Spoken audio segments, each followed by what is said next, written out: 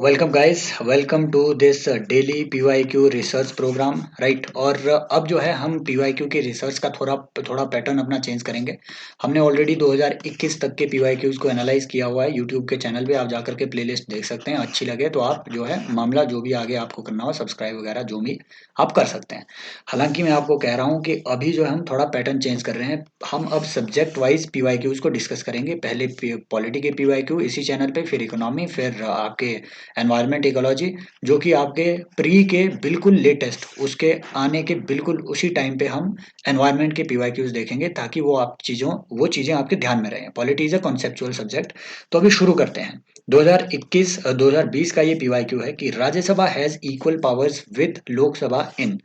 ये क्वेश्चन आपके कई बार सीडीएस में बहुत बार ये रिपीट हुआ है, और यही बताता है कि यूपीएससी के जो बाकी एग्जाम्स हैं, जैसे सीडीएस हो गया, सीएपीएफ हो गया, इन सारे एग्जाम्स के जो क्वेश्चंस हैं they are very relevant for your UPSC as well.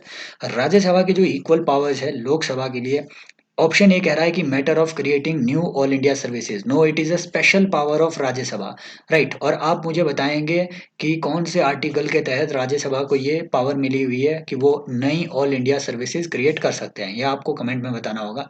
Second, कि अमेंडिंग द और इम्पोर्टेंट बात, और अगर new all India service create करनी हो, राज्यसभा को कोई भी new all India service create करनी हो, तो आपको मुझे बताना है कि क्या वो रेजोल्यूशन स्पेशल मेजोरिटी से पास करेगी या सिंपल मेजोरिटी से। दूसरा ऑप्शन आता है कि amending the constitution. This is the right answer, amending the constitution. क्योंकि Rajya Sabha as well as Lok Sabha दोनों में कॉन्स्टिट्यूशन अमेंडमेंट एक्ट, वो कॉन्स्टिट्यूशन के लिए अमेंडमेंट के लिए बिल प्रेजेंट भी हो सकता है। दोनों स्पेशल मेजोरिटी से ही पास करेंगे। And and again constitutional amendment bill जो है ये मैंडेटरली प्रेसिडेंट को साइन करना पड़ेगा। आप मुझे बताएंगे कि 24th कॉन्स्टिट्यूशन अमेंडमेंट एक्ट से क्या कॉन्स्टिट्यूशन अमेंडमेंट बिल की प्रेसिडेंशियल सिग्नेचर से रिलेटेड कोई इसमें ऐसा प्रोविजन लाया गया था या नहीं। नेक्स्ट आता है कि द रिमूवल ऑफ गवर्नमेंट। इसमें बिल्कुल भी इक्वल पावर नहीं है, क्योंकि नो कॉन्फिडेंस मोशन आपको पता है सिर्फ और सिर्फ आपके लोकसभा में आ सकता है। And making of cut motion, again budget is a privilege वाली power of Lok Sabha, so it can not be equal between Rajya Sabha and Lok Sabha. So ये क्वेश्चन फिर से रिपीट हो सकता है, there are chances. MP LADS scheme पे ये क्वेश्चन था दोस्तों। MP LADS, members of parliament local area development scheme, जो आपके 1993 के आसपास आपको देखने को मिलेगी कि ये आपके एग्जिस्टेंस में आई, 1993 या 1995 के आसपास right. Date is not very important. और आजकल इसके तहत 5 करोड़ तक के जो फंड है, एमपी लेड्स का फंड, ये दिया जाता है आपके एमपीज को। ये एनुअल फंड होता है, एनुअल फंड होता है गाइस राइट। और एनुअली 5 करोड़ रुपया इस फंड में जाएगा। इंपॉर्टेंट बात है कि ये नॉन लैप्सेबल है, नॉन लैप्सेबल है। मतलब अगर अगर ये फंड एक साल में यूज नहीं हुआ तो ये अगले साल के लिए कैरी फॉरवर्ड किया जा सकता है। इसी से रिलेटेड यहाँ पे स्टेटमेंट्स थी, और यहाँ मैं बताऊंगा कि एलिमिनेशन कैसे आपके वर्क करता है। पहली स्टेटमेंट कह रही है कि MP LADS fund must be use to create durable assets like physical infrastructure for health etcetera etcetera. बात हो सकता है कि सही हो, इसे हो सकता है मेरे को ऐसे क्वेश्चन अटेम्प्ट करना है। A specified portion of each MP fund must benefit SC ST population, इसे भी पेंडिंग में रखो। तीसरा कह रहा है कि MP LADS funds are sanctioned on yearly basis, यहां तक ठीक है। And unused funds can not be carried forward to the next year. ये एक बहुत बेसिक इंफॉर्मेशन है, जिसने भी एमपी लेड्स स्कीम को ध्यान से देखा होगा। मैंने ऑलरेडी बताया कि दे आर नॉन लैप्सेबल, ये नेक्स्ट ईयर के लिए कैरी फॉरवर्ड होते हैं। स्टेटमेंट 3 आपकी गलत होगी, 3 आपकी गलत होगी, 3 आपकी गलत होगी। अब आप इन दो ऑप्शंस आंसर के इतना क्लोज पहुंच चुके हैं। इट मींस स्टेटमेंट 1 और स्टेटमेंट 2 यूपीएससी चाहता ही नहीं है कि आपको इसका ज्ञान हो, ये ऐसे ही खजल करने के लिए दिया हुआ है right. This is the trick UPSC uses to confuse you, इसमें आपने फंसना ही नहीं है राइट। चौथे को देखना है अब। District authority must inspect at least 10% of all workers implementation every year. ये भी आपका जो है, ये भी एक तरीके से बहुत कंफ्यूजिंग, बहुत फैक्चुअल स्टेटमेंट है राइट। अगर इस साल भी ये क्वेश्चन पूछा जाए तो देयर आर पॉसिबिलिटीज कि लोग इसे अटेम्प्ट ना कर पाए, क्योंकि ये इतनी डिटेल वाली स्टेटमेंट है और ये स्टेटमेंट सही भी है। बावजूद इसके हमने सीखना यह है कि सिर्फ एलिमिनेशन से आप जो है आंसर के इतना क्लोज पहुंच सकते हैं कि इन दो में से ही कोई आंसर होगा। और नॉर्मली यूपीएससी के ट्रेंड में जब भी आपको ऐसा लगे कि 1 एंड 2 ओनली या 1 2 एंड 4 ओनली, जो ज्यादा वाले ऑप्शन है, मेरा अपना ये बेसिक मतलब अपनी ये मैंने रियलाइज की है ये बात कि नॉर्मली जिसमें ज्यादा ऑप्शन आपको दी होती है, नॉर्मली वो वाली ऑप्शन आपकी सही रहती है, राइट। इस तरीके से मैं नॉर्मली आपको कह रहा हूँ, इट मीन्स प्रोबेबिलिटी है इस चीज की लगभग लगभग 70% की। तो ऐसे अगर आप 100 क्वेश्चन भी अटेम्प्ट करेंगे इसी तरीके से दो एलिमिनेट करके, तो नॉर्मली आप देखेंगे कि उनमें से आपके कम से कम 70, तो फिर ये मतलब ज्यादा हो गया, इतने इस तरीके के क्वेश्चन तो नहीं आएंगे। नॉर्मली 100 में से आपके कम से कम 40 या 50 क्वेश्चन इस तरीके के आपके ठीक होंगे ही होंगे, है ना। हालांकि ये 100 से आप रेशो ऐसे 20 या 30 क्वेश्चन कर सकते हो जो कि इस तरीके के आपके आएंगे, और उनमें से डेफिनेटली अगर आप ये लॉजिक लगा करके उसे अटेम्प्ट करोगे तो अराउंड अराउंड 20 क्वेश्चन आप राइट मार्क कर जाओगे, 15 to 20 question, and it is a huge gap, right.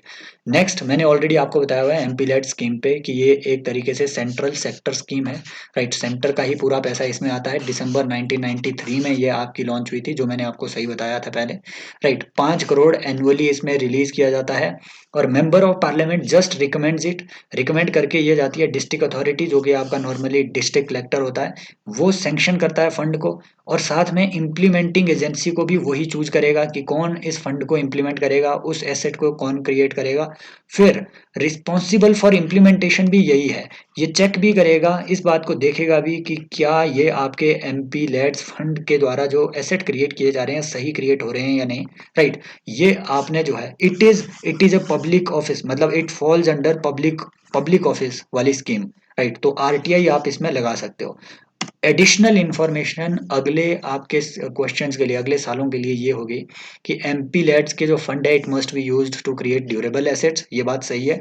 और specified portion of each MPs fund must be given to एससीज एंड एसटी पॉपुलेशन, ये बात भी सही है। एससी और एसटी पॉपुलेशन जिनको कि 15% रिजर्वेशन और 7.7% रिजर्वेशन है, इसी इसी रेशो पे एससी और एसटी को फंड मिलना चाहिए। जहां पे एसटीज नहीं है वहां पे ये एसटी का फंड एससी कम्युनिटीज को जाएगा, राइट, उन एरियाज में। आई होप ये आपका क्वेश्चन सही हो गया।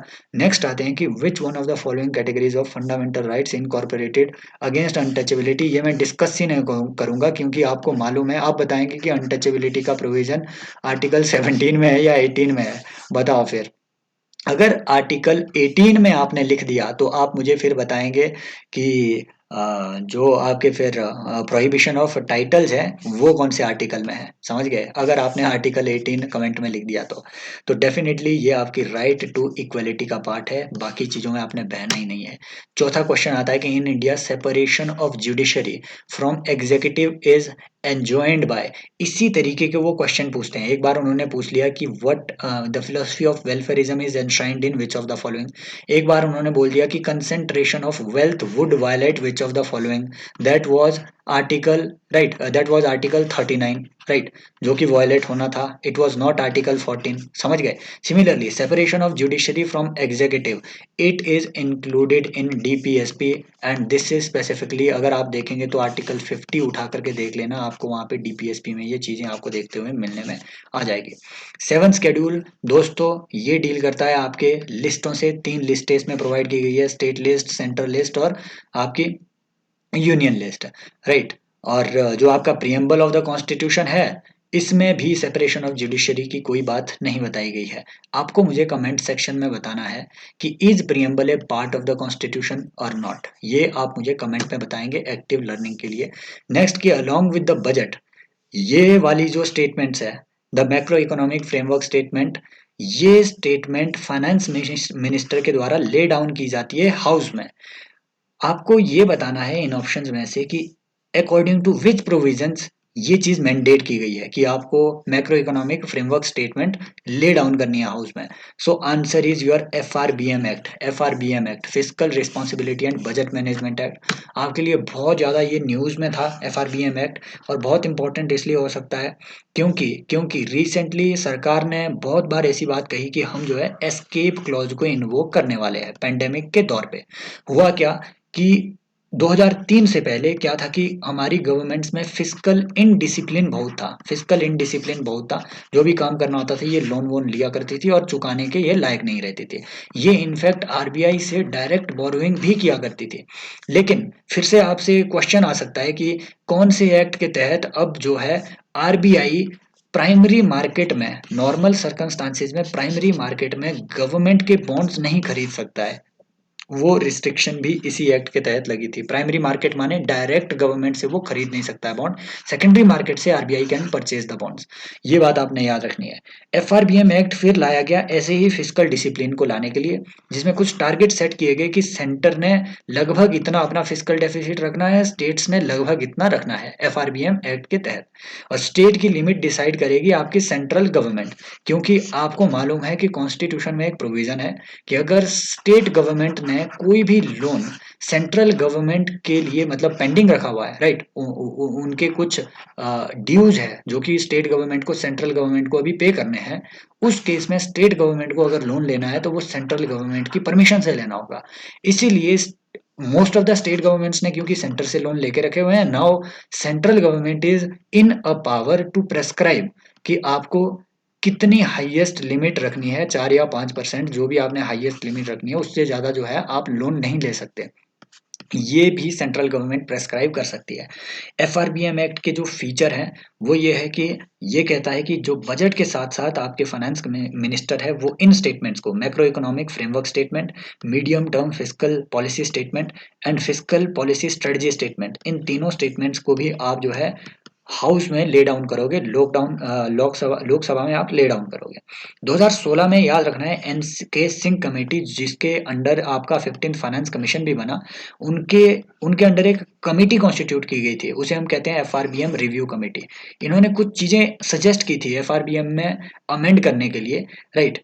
और उसी उसी सजेशन के आधार पे एस्केप क्लॉज जो है आपके एफआरबीएम में लाया गया 2017 के आसपास। और इस एस्केप क्लॉज में एक बात कही गई कि ये जो लिमिटेशन सेट की जा रही है सेंट्रल गवर्नमेंट पे और स्टेट गवर्नमेंट पे कि भैया आप इतने से ज़्यादा लोन नहीं ले सकते, अपने फिस्कल डेफिसिट इससे ज़्यादा नहीं बढ़ा सकते, वो लिमिट्स कुछ एक केसेस में काम नहीं करेगी। जैसे national security, war and national calamity, collapse of agriculture, structural reforms in the economy, decline in the real output growth, right, bye at least 3 percentage points, right. अगर ये सारी चीजें ऑफ प्रीवियस 4 क्वार्टर्स, अगर ये सारी चीजें आई, राइट, ये सारी चीजें आई, उस वक्त हम एस्केप क्लॉज को लागू कर सकते हैं। एस्केप क्लॉज के लागू होते ही हम जो है एफआरबीएम की लिमिट से लिबरेट हो जाएंगे और सरकारें उस केस में, इन सारे केसेस में एडिशनल बोरोइंग कर सकती है। नेशनल कैलेमिटी के केस में, नेशनल सिक्योरिटी के इशू के केस में, एग्रीकल्चर के कोलैप्स के केस में, स्ट्रक्चरल रिफॉर्म अगर इकोनॉमी में लाने हो, या फिर आउटपुट ग्रोथ इतनी ज़्यादा डिक्लाइन कर जाए, 3% डिक्लाइन इन लास्ट 4 क्वार्टर। आपको मुझे बताना है कमेंट सेक्शन में कि आप जो टेक्निकल रिसेशन है उस किसे कहते हैं हम technical recession, what do you mean by technical recession, कितने क्वार्टर्स में डिक्लाइन होना चाहिए टेक्निकल रिसेशन को लाने के लिए, आप कमेंट सेक्शन में बताएंगे। साथ ही आप मुझे बताएंगे गाइस कमेंट सेक्शन में कि आपको ये सीरीज कैसी लग रही है, राइट। और आप अगर मेरे ये डेली पीवाईक्यू के डिस्कशन सीरीज फ्री में एंजॉय करना चाहते हैं तो you can join my classes live you can join my classes on a platform, जिसका लिंक, उन क्लासेस का लिंक आपको मिलेगा टेलीग्राम चैनल पे। डेली ये क्लासेस होती है मेरी 9 बजे शाम को। You can follow me on that platform और उसका लिंक मिलेगा आपको टेलीग्राम पे, टेलीग्राम चैनल का लिंक मिलेगा डिस्क्रिप्शन में। Take care guys, bye bye, happy learning, take care, bye bye.